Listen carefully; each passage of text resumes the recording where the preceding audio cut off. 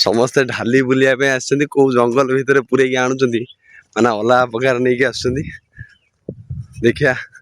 କଣ ଅଛି ସେଠି ମାନେ ବହୁତ କଥା କହିଲେ କି ଇଏ ଅଛି ସିଏ ଅଛି ସମସ୍ତେ କହିଲେ ଆମେ ସେଥିପାଇଁ ଯାଉଛୁ ତ ଠାକୁର ତା ଭିତରେ କୁଆଡେ ଅଛନ୍ତି ଆଉ ଝାଉଁ ବଣ ତ କା ଭିତରେ ଆମେ ଯାଉଛୁ ଦେଖ ପୁରା ଜଙ୍ଗଲ ଏରିଆରେ ଯାଉଛୁ ହେଲାକି ଆଉ ଚାଲ ଆଗରେ ଦେଖି ଜାଣିବା କଣ ଅଛି ତା ଭିତରେ ଆଉ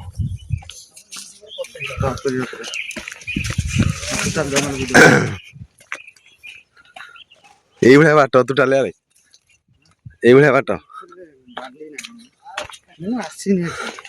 ଭିତରେ ବାଲି ହଉ କାହା ଘର ବୁଲିନି ହଁ ସେଇଠି ହଉଛି ତାଙ୍କରି ଘର ଯୋଉଠି ଆମେ ରହିଲୁ ହଁ ହଁ ନା ନା ମତେ ଗୋଟେ କଥା ଡାଉଟ କ୍ଲିୟର କର ଯଦି ଆମେ ସମସ୍ତେ ସତରେ ସେଣ୍ଟ ପକେଇକି ଆଇଛେ ହେଲା କି ଯଦି ମହୁ ପୋକ ଥିବ ଯଦି ମାଇଲା ବାହାରିଲା ବେଳକୁ ସବୁ ଅଲଗା ପ୍ରକାର ହେଇକି ବାହାରିବେ ଟୋଟାଲି ସେ ଆଗେ ଲକ୍ଷ୍ୟ କରିବେ ମୁହଁକୁ ବୁଝିପାରିଲ ଏକାରେ କାହା ନାକ ଉଳି ପଡିଥିବ କାହା ଆଖି ଏମିତି ହେଇଯାଇଥିବ ସବୁ ବାହାରି ଆଉ ଯୋଉଠି ମାରୁଛନ୍ତି ମାରୁନା କଣ ସାର୍ଟଟା ଖୋଲି ମୁହଁରେ ବାନ୍ଧିଦବୁ ଯଦି ଅଲଗା ଜାଗାରେ ଗୋଟେ ମାରିଦେଲେ ଜଙ୍ଗଲରୁ କାଠ କରିବା ପାଇଁ ଆଇଛି ସେଇଆ ନୁହଁ ଆଉ କଣ ବହୁତ ଖରାରେ ଚାଲୁଛୁ କଷ୍ଟ ତ ହଉଛି କିନ୍ତୁ କଣ କରିବା ଗୋଟେ ଜାଗାକୁ ଆସିଛୁ ବୁଲିକି ଯିବା ପୁଣି ଆଉ କେବେ ଆସିହବ କି ନହବ ତ ଯିବା ଦେଖିବା ଓ କେନାଲ ଫେନାଲ ପଡ଼ିଲାନି ଓ ବାପ କାଠ କରିବାକୁ ଆଇଛ ଚାଲ ଆରେ ତୁ ଏମିତି ହେଲା ବେଳକୁ ଏପଟେ ଚାଲ ଜୟ ଜଗନ୍ନାଥ ଜୟ ଜଗନ୍ନାଥ ହେ ପ୍ରଭୁ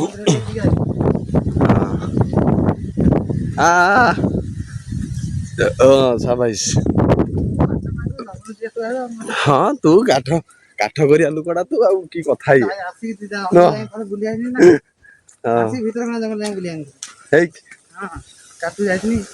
ଆରେ ଇଏ ଯୋଉ ରୋଡ ଟା ନା ଇଏ ପୁରା ମାନେ ସାତ ଭାଇଆ ରୋଡ ଭଳିଆ ମତେ ଲାଗୁଛି ମୁଁ ସାତ ଭାଇଆ ଯୋଉ ଜଙ୍ଗଲରେ ଯେମିତି ଚାଲୁ ଆମେ ମାନେ ସେଇ ଟାଇପରେ ମତେ ଲାଗୁଛି ସିଏ ହଉଛି ବାଲି କଣ ତଥାପି ଆମର ସେପଟ ଏରିଆରେ କିଛି ଏରିଆରେ ଅଛି ମାଟି ହେଲା ଏଇଭଳିଆ ପୁରା ଏକ୍ଜାକ୍ଟ ପୁରା ଆକୁରେଟ ଏଇଭଳିଆ ପୁରା ହେଲା କି ଏରିଆ ଟା ପୁରା ମାନେ ସେଇ ସ୍ମୃତି ସବୁ ମନେ ପଡିଯାଉଛି ଏଇଠିଟା ସାତ ଭାଇଆ କଥା ପୁରା ମନେ ପଡିଯାଉନି ହଁ ପୁରା ଏଇ ଟାଇପରେ ପୁରା ସବୁ ନଥିବ ଏଇ କଣ ଗିରିଆ ଆକୁ ପକେଇକି ଖାଆନ୍ତି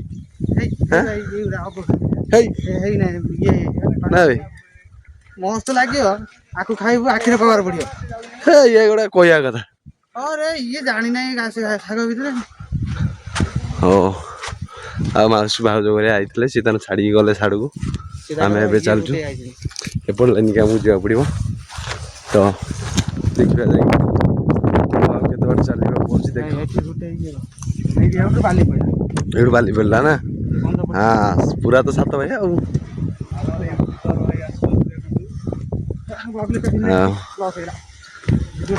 ହଁ ହଁ ନିଶ୍ଚିତ ଭାବେ ଚଷମା ଟା ନ ମାଇଲେ କ୍ରେଜ ଆସିବ ନା ବୁଝିପାରିଲ ଲାଇକ୍ ଟା ଦରକାର ବୁଝିପାରିଲୁ ହଁ ଟିକେ ଅନା ଆଡକୁ ହଁ ହଁ ରେଡି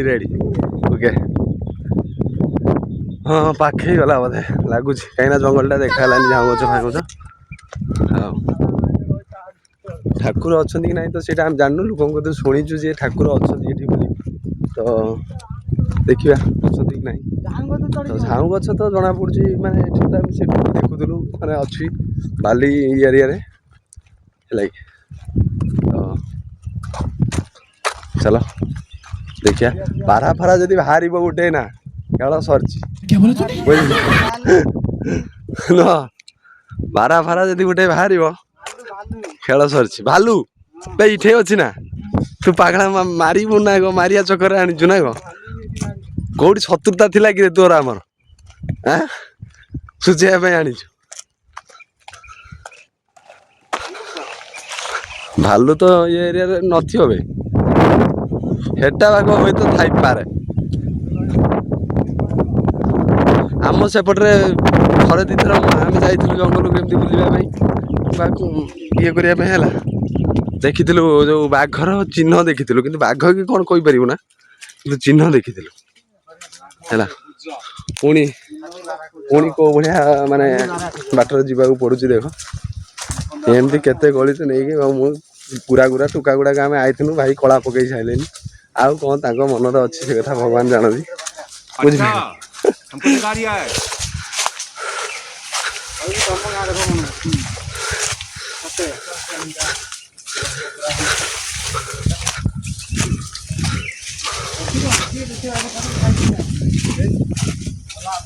ପୁରା ହଁ ପୁରା ପାଣି ବୋଟଲ ଇଏ ଫିଏ ପୁରା ଡ୍ରମ ଫ୍ରମ ନେଇକି ଆସିବ। ହଁ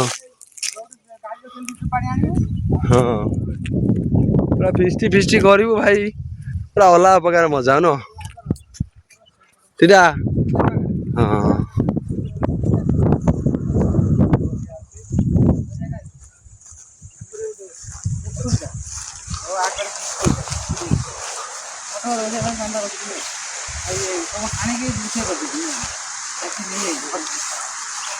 ଇଏ ସବୁ ହଣା ହେଇଯାଇଛି ତାକୁ ବୋଧେ କିଏ ହାଣିକି କାଠ ଆସି ନେଇଯାଇଛି ନା, ସେଇଆ ହବ।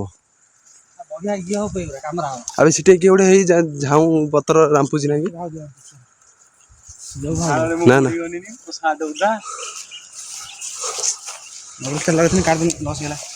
ହଁ ନା ନା ଥାଉ, କ୍ରେଜ୍ ଭଲ ଆସୁଛି ହେଲା, ଗଗେଜ ଲଗେଇଲେ ଲୋକ ଚିହ୍ନିବେ ବାଦ କାହିଁକି ନା ହଁ ହଉ ଆଉ କଣ କହ? କଣ କହିବ ଆଁ ଆଗ ପୋଖରୀ ଅଛି ସେ ଦେଖି ଆସେ, ତାପରେ ପୋଖରୀ କି ଦେଖିବା ପାଇଁ ଆମେ ଏତେ ବାଟ ଆଇଛୁ, କଣ କହୁଥିଲୁ ଠାକୁର ଅଛନ୍ତି ଠାକୁର ପଛରେ, ଠାକୁର ପଛରେ। ଓହୋ ସେଠି ପାରିବୁ ଯଦି ଦିଟା ଝାଉଁ ଫଳ ଯଦି ମାଉସୀ ଗୋଟେ ଦିଅ, ମାଉସୀ ହେଇ ଝାଉଁ ଫଳ, ଝାଉଁ ଫଳ ଆଗରୁ ଆମେ କେତେ ଖେଳିଛୁ, ଝାଉଁ ଫଳ ଏବେ ଦେଖିବାକୁ ମିଳୁନି। ଏଇଆକୁ ସାରେ ଏଇ ବାବାଜୀ ପାଇଁ କେତେ ଦିନ ସାରେ ପରେ ଆଣ୍ଠୁଟେ ଦେଖିବାକୁ ପୁଣି ଦେଇଦେବେ ମିଳିଲା ଆଣ୍ଠା ହେଲାକି। ହଁ ସତ କଥା ବା, କଞ୍ଚା କଞ୍ଚା ଝାଉଁ ଫଳ ଏଇଭଳିଆ ଶୁଖିଲା ଶୁଖିଲା ଗୁରା ଏଇଭଳିଆ ସବୁ ଶୁଖିଲା ଝାଉଁ ଫଳ ସବୁ ଆଣ୍ଠୁରେ ଦେଇ ଦେଇକି ସାର ମାନେ ଆଣ୍ଠେଇ ଦେଇଥିବେ, ପୁରା ଅଲଗା ପ୍ରକାର। ବାଘ ଦେଖିବ ଏଇ ମାନେ ଝାଉଁ ପତ୍ର ଚାରିଆଡେ ତ ସମସ୍ତେ କୁଟୁଛନ୍ତି ରେ, ଇଏ ତ ପୁରା ମାନେ ଏରିଆ ଧରିକି ଝାଉଁ ଗଛ। ହଁ ଏ ତ ଏରିଆ ଧରିକି ପୁରା ଝାଉଁ ଗଛ ହେଇଛି ନା। ବଢିଆ ଲାଗୁଛି।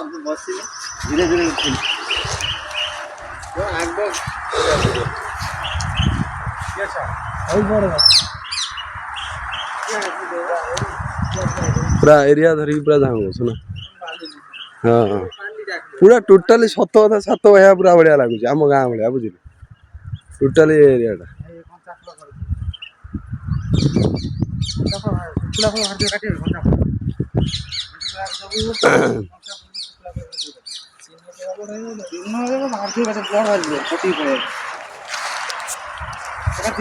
ଏଇଭଳିଆ ଏରିଆରେ ଯୋଉମାନେ ବି ଇଣ୍ଟରେଷ୍ଟ ଅଛ ଫିଷ୍ଟି ଫିଷ୍ଟି କରିବା ପାଇଁ ଆସିବାର,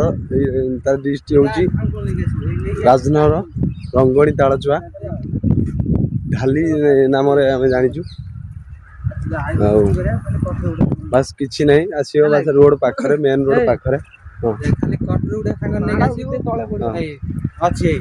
ଗଛ ହାଣିବୁ, ରୋଷେଇ କରିବୁ, ଖାଇବୁ। ହଁ ଖାଲି ଦି ଚାରିଟା କାଠ ନେଇକି ଆସିବ ନା ହିସାବରେ, ତ ଆଉ ବାକି ଗୋଟେଇ ଗାଟେଇ କରିଦବ ନାଇଁ କି। ଏଇ ସବୁ ଦେଖ ଶୁଖିଲା ଜିନିଷ ସବୁ କେମିତି ପଡିଛି ହେଲା କି, ସବୁ ଅଲଗା ପ୍ରକାର। ଏଇ ପୋଖରୀରେ ବୋଧେ ପାଣି ଖାଆନ୍ତି ଆସି ପଶୁଛନ୍ତି ନା। ଆଁ ହଁ ଏଇ ମାଛ ହେଇ ଅଛି। ଏ ପାଣି ହେଲା ଭଳିଆ ହେଇଛି, ତୁ ଗାଧେଇବୁ। ଏ ପାଣି ଇଏ ପଶୁଜନ୍ତୁ ଖାଇବା ପାଇଁ ତାଙ୍କ ପାଇଁ ହେଇଛି। ଫରେଷ୍ଟ ଲଗେଇଛନ୍ତି କି? ଟୁରିଷ୍ଟ ଟାଇମରେ ଆସିକି ବସନ୍ତି। ଓହୋ ଟୁରିଷ୍ଟ ଟାଇମରେ ଆସନ୍ତି।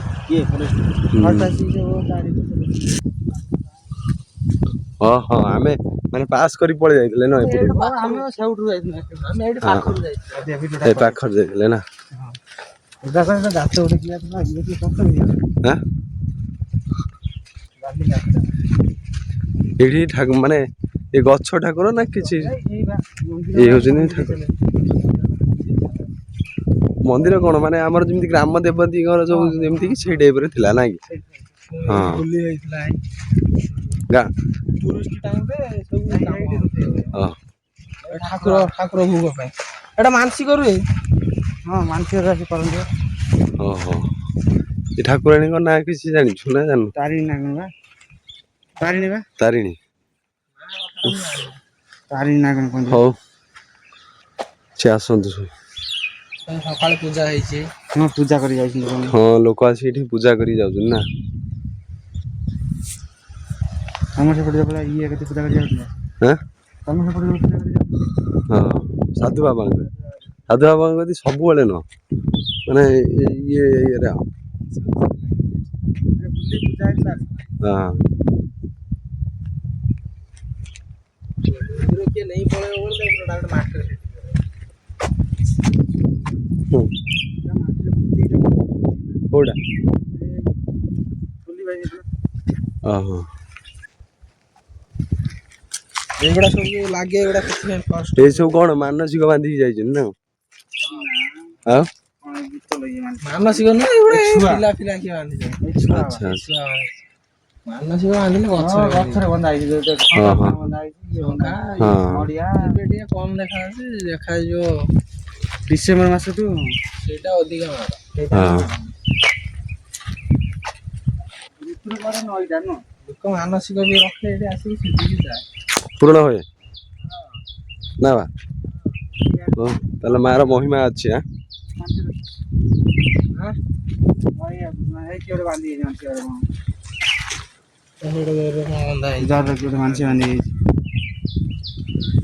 ଦେ ମାନସିକ ଭାଇ କର